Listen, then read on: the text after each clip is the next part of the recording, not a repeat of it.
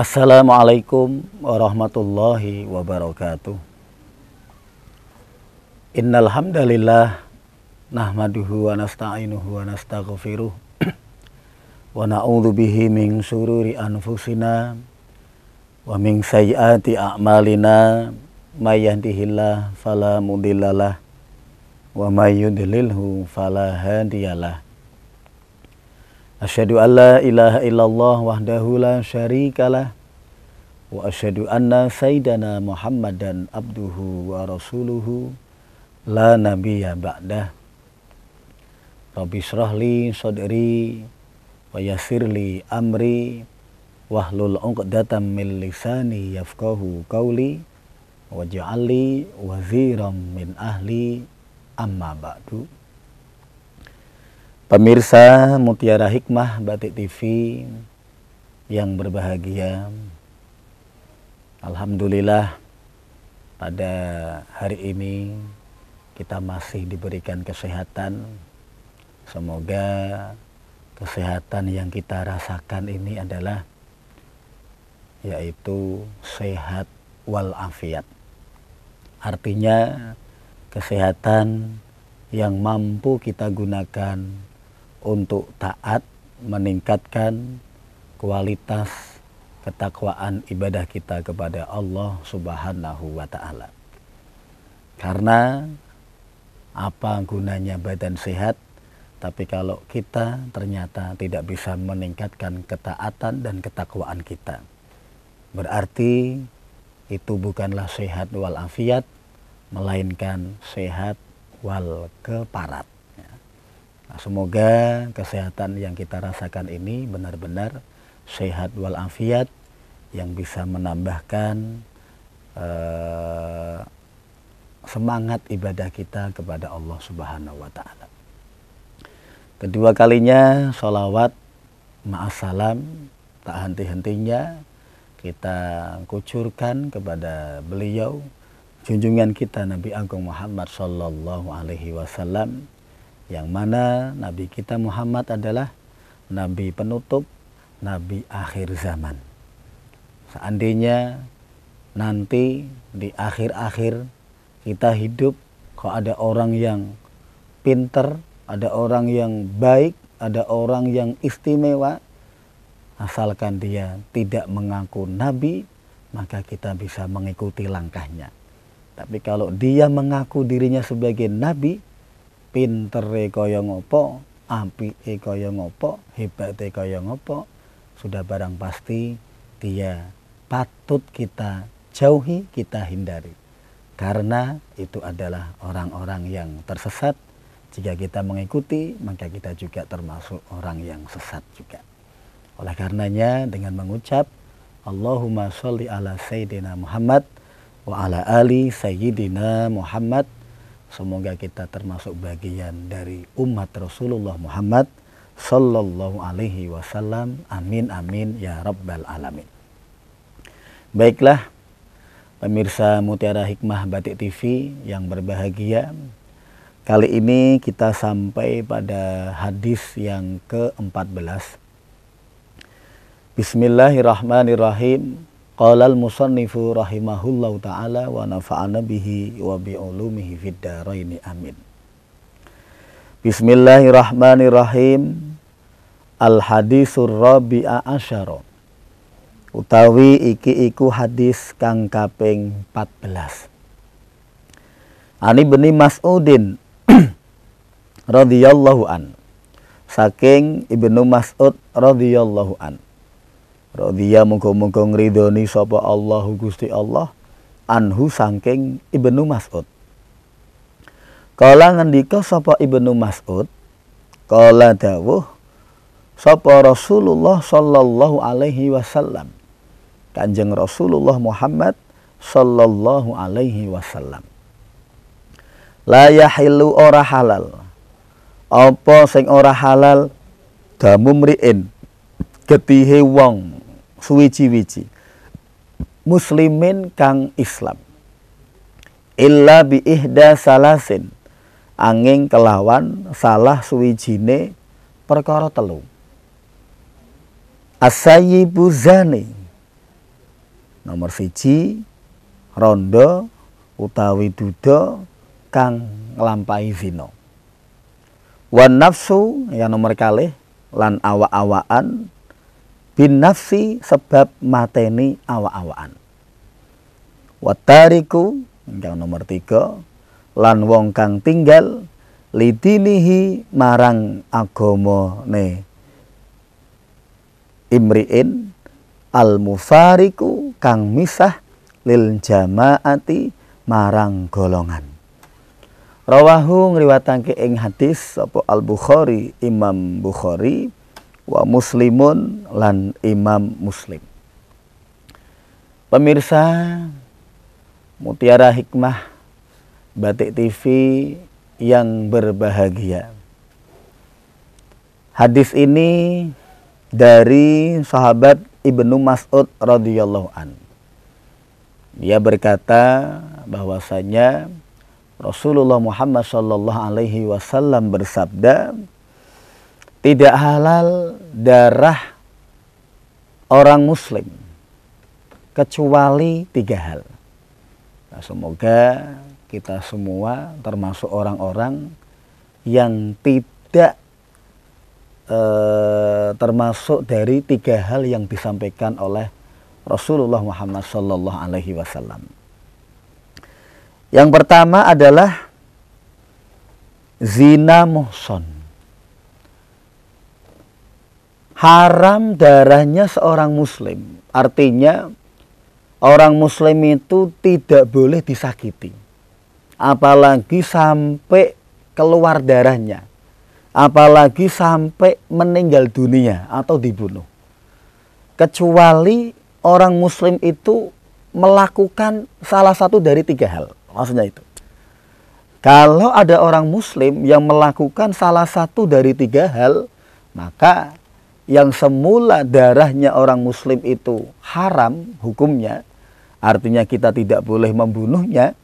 Tapi ketika ada orang muslim yang melanggar aturan dari Rasulullah, maka yang tadinya darahnya itu haram, maka menjadi halal. Kalau halal ya berarti ya dia boleh dibunuh. Akan tetapi kajian ini tidak serta-merta nanti pemirsa yang ada di rumah mendengar dari keterangan saya, wah ini berarti patah ini kudune nggih. Enggak.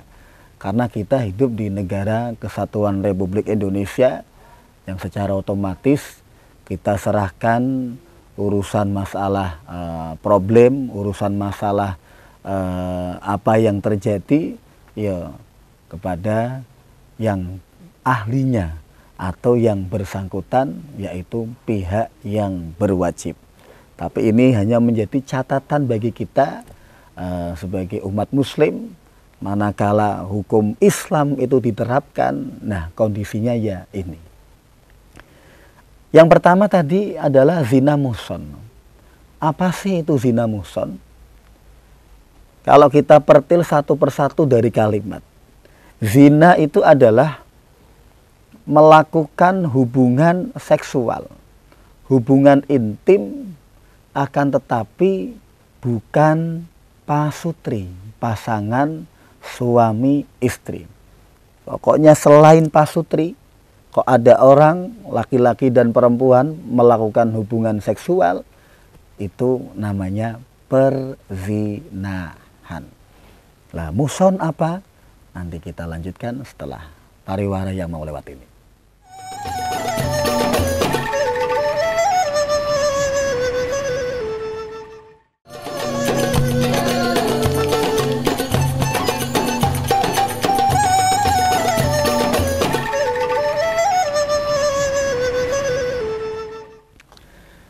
Pemirsa Mutiara Hikmah Batik TV yang berbahagia. Tadi telah saya sampaikan bahwasanya orang muslim itu haram darahnya. Artinya tidak boleh disakiti, tidak boleh dibunuh. Tetapi kalau melanggar aturan, melakukan salah satu dari 3 hal, maka darahnya menjadi halal. Yang pertama adalah zina muhson. Zina seperti tadi saya sampaikan, hubungan seksual, hubungan intim yang dilakukan oleh selain pasutri, pasangan suami istri. Selain pasutri, maka itu namanya zina. Adapun muhson, muhson itu adalah pelakunya. Orang yang melakukan zina itu adalah pernah berkeluarga, pernah kawin. Artinya tahu duwe bojo maksudnya ngaten. Jadi kalau ada orang sudah pernah berkeluarga terus kemudian dia melakukan perzinahan, nah ini maka hukumannya kalau kita mengacu pada hukum Islam itu adalah dibunuh, dan dibunuhnya dengan cara dirajam. Kalau dirajam itu dikubur setengah badan, terus kemudian seluruh kampung warga setempat itu yang kenal dengan orang itu melempari batu sampai meninggal dunia. Dan tidak hanya orang-orang yang kenal atau warga sekitar, tapi keluarganya sendiri. Bahkan keluarganya sendiri itu termasuk yang melempar batu pertama kali sebelum orang lain melempar sampai meninggal dunia. Nek dilempari durung mati ya balane maneh pataki maneh. Sapa wonge sing ora mati pasti akan mati. Tapi kalau pelakunya itu belum pernah berkeluarga, belum pernah kawin, maka hukumannya berbeda. Kalau dalam hukum Islam, contohnya berarti perjaka dengan perawan itu melakukan perzinahan, itu hukumannya adalah dicambuk 100 kali. Kalau memang kebetulan ketika dicambuk kok dia masih hidup, ya wis ora apa-apa. Tidak akan dicambuk lagi ndak. Tapi kalau dicambuk meninggal ya sudah. Memang meninggalnya karena cambukan, tapi tidak harus meninggal. Tapi kalau zina muhson, pelaku zina yang sudah pernah berkeluarga, itu sampai meninggal dunia, yaitu dengan cara dirajam. Nah, sementara sekarang ini banyak kasus ya kan, pelakor atau pebinor ya kan, ini banyak kasus. Makanya ada slogan yang mengatakan janda lebih menggoda katanya kan. Jadi ada janda merebut suami orang sehingga yang istrinya akhirnya menjadi janda. Jadi janda gara-gara janda. Ini juga hati-hati juga ini. Terutama bagi laki-laki, karena memang laki-laki itu kelemahannya di mata ya kan. Matanya tidak pernah bisa meninggalkan wanita yang cantik di hadapannya. Tapi kalau wanita kelemahannya juga di mata, tidak pernah lepas dari keuangan ya kan. Makanya ini wong wedok ki jare moto duwitan. Nek waro duwit matane ijo gitu ya kan. Nek wong lanang ya padha-padha mata keranjang ya. Jadi kalau lihat wanita ya Masya Allah itu. Makanya ini hati-hati. Orang yang melakukan zina muhson ya sudah, ini hukumannya mati, dirajam. Tapi kembali, kita hidup di negara Indonesia, jangan sampai wah ibu bojoku ge selingkuh ge seumpamane langsung bae pateni. Ya urusannya tetap panjang akhirnya. Berarti kita tidak bisa mengatasi masalah tanpa masalah. Kita hanya menyelesaikan masalah dengan menimbulkan masalah yang baru. Maka kalau kita sebagai warga negara yang baik, ya kita ikuti aturan pemerintahan Negara Kesatuan Republik Indonesia. Tapi ini hanya menjadi catatan bagi kita. Yang kedua adalah wan nafsu bin nafsi. Orang yang melakukan pembunuhan, maka ini juga balasannya dengan dibunuh. Otomatis pembunuhan di sini yang dikandung maksud adalah dengan unsur kesengajaan. Kalau sesuatu yang tidak disengaja, maka gugur. Sengaja, saya membunuh orang, seumpamanya, maka ya saya juga harus dibunuh. Hukumannya itu dipancung atau dipenggal kepalanya. Pokoknya ya dihukum mati lah gitulah. terserah itu nanti model dari kejaksaan atau dari pihak kepolisian, pihak yang berwenang itu caranya membunuhnya bagaimana. Yang pasti karena saya membunuh, maka saya juga harus dibunuh. Tapi jangan salah paham, ya berarti nanti yang bunuh saya juga dibunuh. Kontek bakal menungsone. Yang membunuh saya itu karena melakukan kewajiban, karena sebagai algojo atau orang yang ditugaskan untuk melakukan eksekusi, maka ya dia tidak dihukumi mati juga. Kalau dia juga dihukum mati juga, ya dalam satu hari berapa ribu orang, bahkan berapa juta orang yang harus meninggal dunia karena muter, entek. Tuh, kiamatnya lebih cepat ya kan.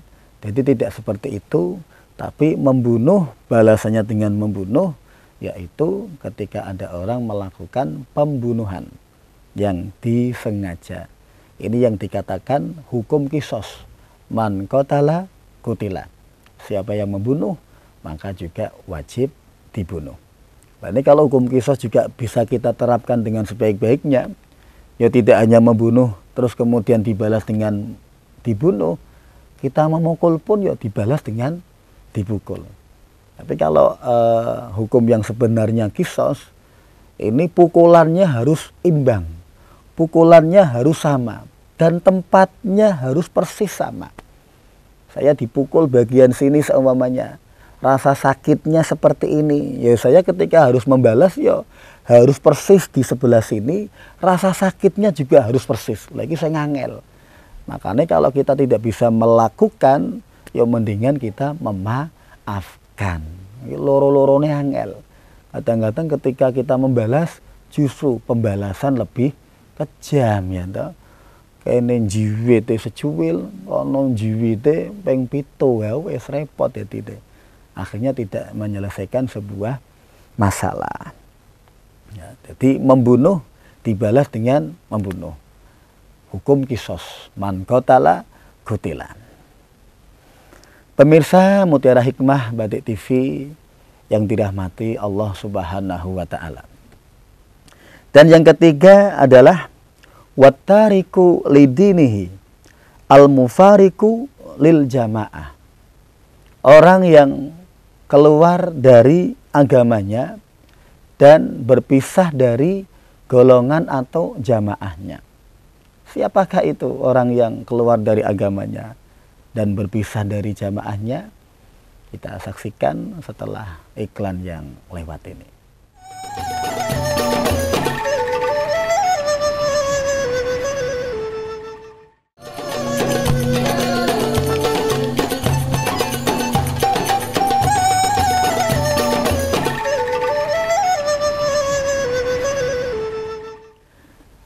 Pemirsa Mutiara Hikmah Batik TV yang berbahagia.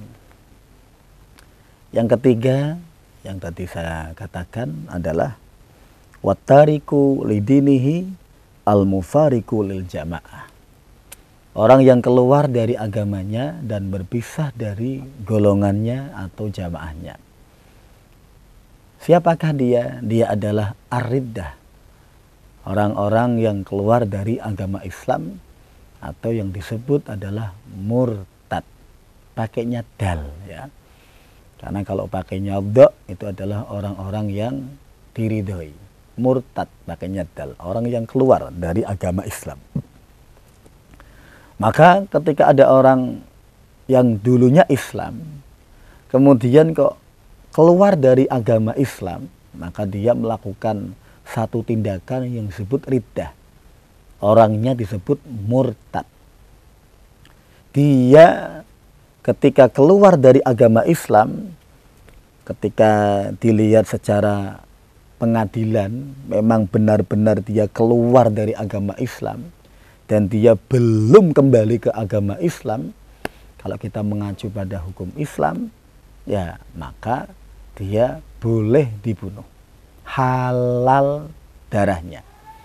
Tapi ya kembali, karena kita hidup di negara kesatuan Republik Indonesia, tidak serta-merta ada orang yang tadinya Islam terus kemudian murtad, kita rame-rame membunuhnya. Tentu tidak begitu. Ini menjadi catatan penting bagi kita. Nah, ketika ada orang Islam, terus kemudian keluar dari agama Islam, dia murtad, maka secara otomatis dia ketika mau bertobat, walaupun menangis-nangis darah, tobatnya tidak diampuni oleh Allah Subhanahu wa Ta'ala. Catatan. Karena apa? Orang yang murtad itu tidak hanya orang yang melakukan dosa besar, tapi dia lebih hina dari orang kafir. Maka dia akan diampuni oleh Allah Subhanahu wa Ta'ala, ya dengan catatan dia harus kembali lagi mengucapkan 2 kalimat syahadat, asyhadu alla ilaha illallah wa asyhadu anna Muhammadar Rasulullah.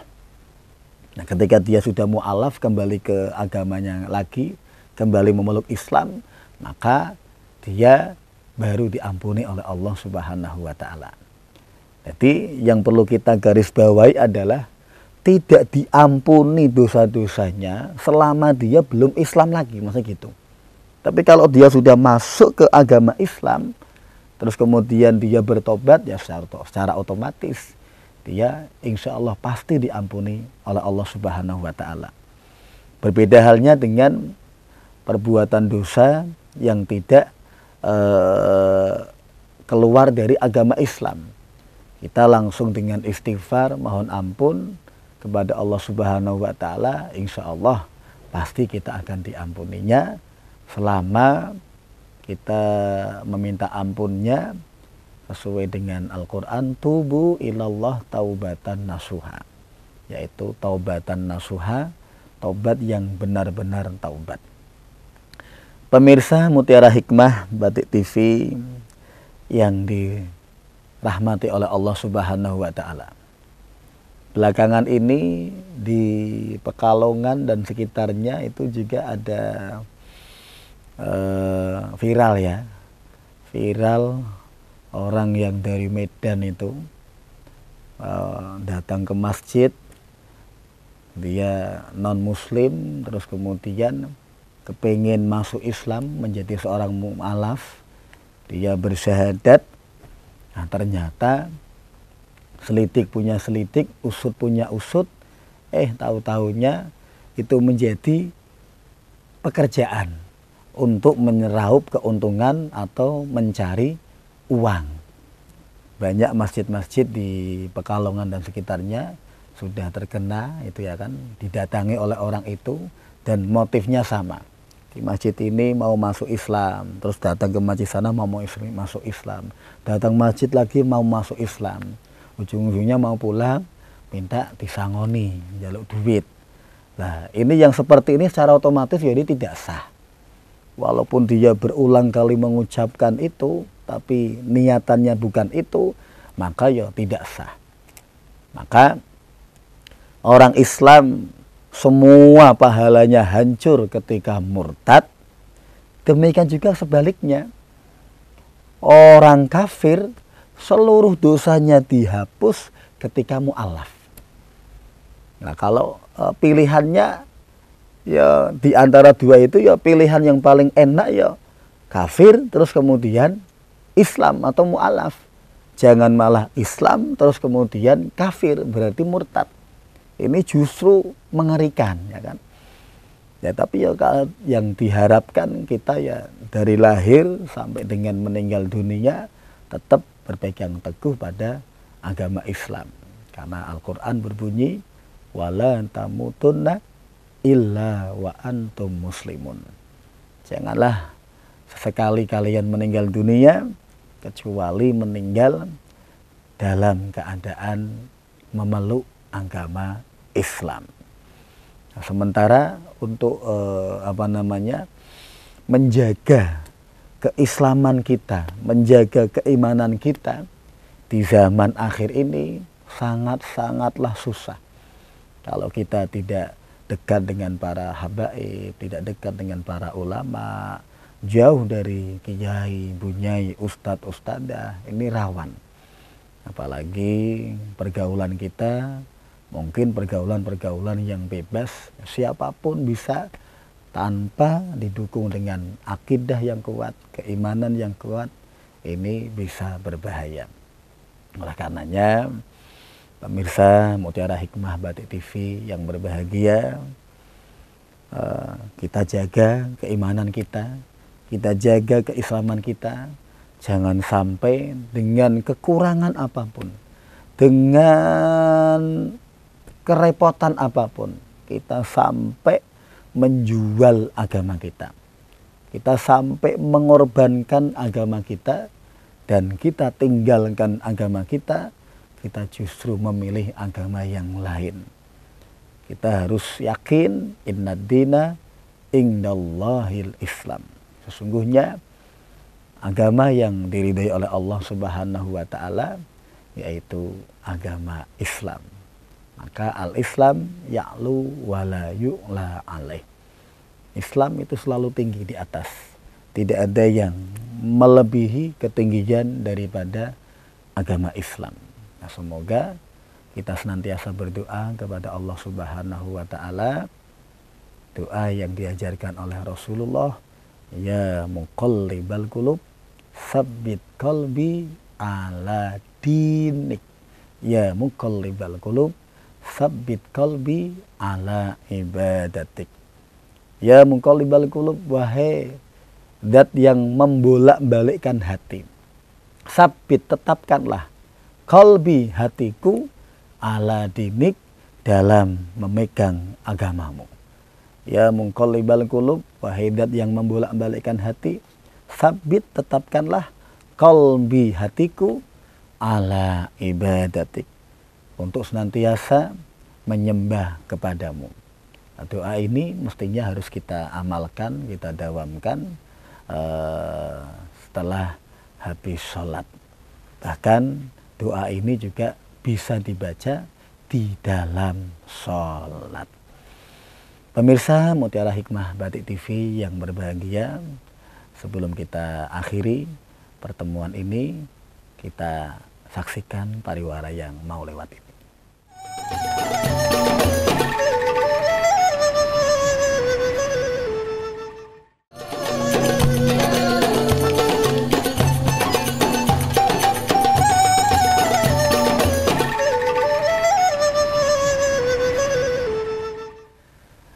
Pemirsa Mutiara Hikmah Batik TV yang berbahagia,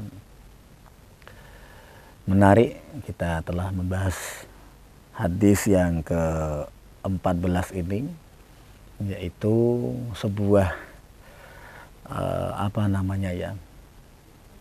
perbedaan atau perubahan 180 derajat. Artinya orang muslim itu dikatakan haram darahnya, tapi ketika dia melanggar 3 aturan dari Rasulullah, maka yang tadinya haram darahnya menjadi halal darahnya. Yang artinya yang awalnya orang muslim itu harus kita jaga, kita hormati, tidak boleh kita sakiti, apalagi kita bunuh. Tetapi kalau melanggar aturan 3 hal yang disampaikan oleh Rasulullah, maka darahnya menjadi halal. Yang artinya boleh disakiti, boleh dibunuh, tapi tetap dalam aturan-aturan hukum yang berlaku. Yang pertama yang tadi saya sampaikan adalah pelaku zina muhson, orang yang sudah berkeluarga akan tetapi melakukan perzinahan. Ini hukumannya adalah pati, yaitu dirajam, dikubur hidup-hidup, dikubur setengah badan, terus kemudian dilempari batu, satu warga, satu desa, sampai meninggal dunia. Semoga kita dijauhkan dari perbuatan zina. Amin, amin, ya robbal alamin. Yang kedua adalah orang yang melakukan pembunuhan. Orang membunuh, maka balasannya juga dibunuh. Ini yang dinamakan hukum kisos. Yang tadi saya sampaikan, man qatala qutila. Siapa yang membunuh, maka dia pun harus dibunuh. Akan tetapi yang membunuh yang kedua ini, dia tidak wajib dibunuh. Karena yang membunuh, orang yang membunuh itu adalah tugas dari negara. Berbeda halnya pembunuh pertama itu karena kesengajaan. Pembunuh kedua itu karena perintah dalam sebuah keputusan. Harus dibedakan. Makanya kalau nanti Al-Gojo yang membunuh juga dibunuh, habislah manusia. Entek kabeh ora ana sing urip. Nah, hukum kisos juga tidak hanya berlaku membunuh dibalas dengan dibunuh, memukul ya dibalas dengan dipukul, nendang dibalas dengan nendang, jambak dibalas dengan jambak. Tapi halnya harus sama. Maka ini repot. Kalau kita tidak bisa melakukannya, ya mendingan kita memaafkan. Maka seumpama ini, kita kok digigit oleh nyamuk, kita gemes sama nyamuknya, ya boleh kita balas, gigit nyamuknya. Tapi ya piye carane nyokot nyamuk bisa apa ora ya ndak? Kan ini pertanyaan. Kalau kita sulit untuk membalas nyamuk dengan cara menggigit, ya penake ya dimaafkan. Tapi sementara kan ndak ya ndak? Yang gigit satu, wah ternyata semuanya kita bantai habis-habisan ya ndak? Ada semut satu gigit, wah sak leng-lengi semut, wah gebyur kabeh, mati kabeh. Ini biasanya kita. Jadi pembalasan malah lebih kejam. Kalau kita membalas boleh, tapi pembalasan yang sifatnya kisos. Lah ini yang susah ya. Jambak balas jambak. Kowe dijambak rambutnya sing kejambak ana pirang helai. Waduh ora ngitung ki, stomen kira-kirane semene. Ana 30 berarti ya 30. Angel apa ora? Sulit ini. Nah, kalau susah untuk melakukan kisos, ya wes, memaafkan jauh lebih baik walaupun susah ya. Dan yang ketiga adalah orang yang meninggalkan agamanya atau orang yang disebut murtad, riddah, keluar dari agama Islam. Dengan catatan selama dia diberi nasihat untuk kembali ke agamanya, menjadi mu'alaf lagi, menjadi Islam lagi, dia tidak mau dan dia tidak mau bertobat sama sekali, maka orang yang murtad inilah boleh dibunuh. Tetapi kalau dia masih mau kembali ke agama Islam, yaitu dengan cara mu'alaf, ya, masuk agama Islam kembali, nah, maka kalau mu'alaf itu harus ada saksi. Tidak serta-merta, seumpama ini ada orang tadinya Islam, terus kemudian dia keluar dari agama Islam. Kalau keluar dari agama Islam, dia tidak perlu disaksikan oleh banyak orang. Aku ke wis metu agama Islam ke, tidak harus. Tapi dengan perilaku, oh kita sudah bisa lihat, oh ya sudah, berarti dia sudah murtad. Nah, ketika dia mau masuk Islam lagi, mu'alaf, dia tidak bisa hanya dengan menyembah Islam mana ya. Akhirnya maca dewi, syahadat dewi, tanpa ada saksi orang lain, tidak bisa. Itu harus disaksikan oleh orang lain. Lah kok bisa diangel-angel? Tidak diangel-angel. Ini artinya untuk membuktikan keseriusan. Dan agama bukan untuk permainan. Makanya ketika kita sudah keluar, mau masuk ya kita harus lewat jalan lagi. Ngetok pintu lagi kepada kiai misalnya, dan disaksikan oleh orang banyak di dalam masjid, baru kita berikrar kembali, bersyahadat kembali, asyhadu alla ilaha illallah wa asyhadu anna muhammadar rasulullah. Oh, mohon maaf, orang-orang yang mu'alaf sendiri saja itu kadang-kadang karena hatinya itu belum mendapatkan hidayah dari Allah Subhanahu wa Ta'ala, seperti tadi saya sampaikan, itu ternyata hanya untuk permainan, tapi sebagai alat untuk mencari uang. Seperti yang tadi saya sampaikan beberapa bulan yang lalu, viral di Kota Pekalongan. Ada orang yang dari Medan, namanya Bruno atau siapa saya lupa itu. Tapi saya sempat baca beritanya. Salah satunya di masjid di mana itu Keputran atau apa itu ya.